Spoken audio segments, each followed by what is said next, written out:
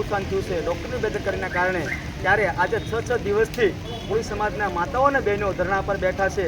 તો આ સરકારના પેટનું પાણી હલતું નથી. માત્ર ને માત્ર વાત એટલી છે કે ગુનો દાખલ કરવામાં આવે. અગાઉ પણ અમારા સિહોરની અંદર ગુના દાખલ થયેલા છે, અને જો ગુનો દાખલ કરે તો કોનો ડર છે એને, કોણ એને ચાવી રહ્યું છે, શા માટે ગુનો દાખલ નથી કરતો?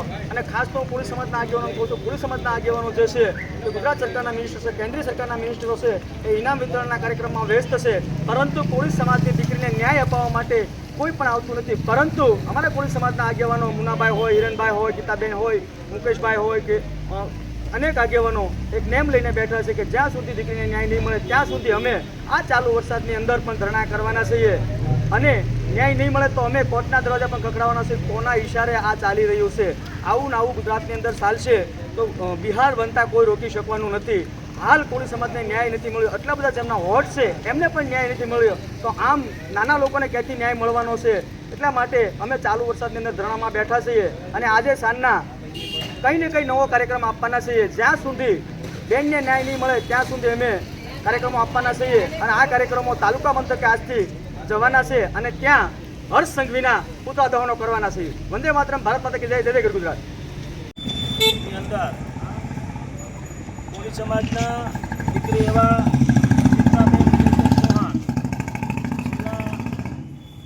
ભગવતી સર્કલ પાસે કાળિયાબીડમાં આવેલી કૃષ્ણા હોસ્પિટલ, રાધે કૃષ્ણ, એમની અંદર એની સર્જરી કરતાં કૃષ્ણા હોસ્પિટલ અને ડૉક્ટરની ભૂલના હિસાબે આ બેનનું મૃત્યુ પામ્યા છે. ત્યારે કોળી સમાજના દિગ્ગજ નેતાઓ અને ભાઈઓ અને બહેનો કૃષ્ણા હોસ્પિટલ ખાતે ધરણા કરી રહ્યા છે અને ન્યાયની માગણી કરી રહ્યા છે.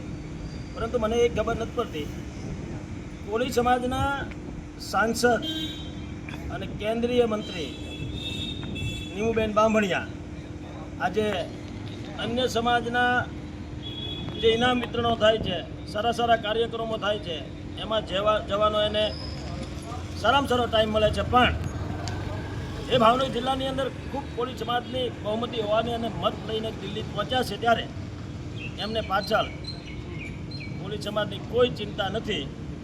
આવતા વર્ષોમાં મિત્રો, ભાઈઓ અને બહેનોને વિનંતી કે આવા આપણા સમાજની અંદર જો સમાજનું ધ્યાન ન રાખે એવા નેતાને ધ્યાનમાં રાખજો, અને આ સમાજને 6 દિવસથી બેઠા છતાં કોઈ તંત્રે ન્યાય આપ્યો નથી, અને જલ્દીના જલ્દી સુમિત્રાબેનને ન્યાય મળે એવી વિનંતી સાથે જય કોળી સમાજ.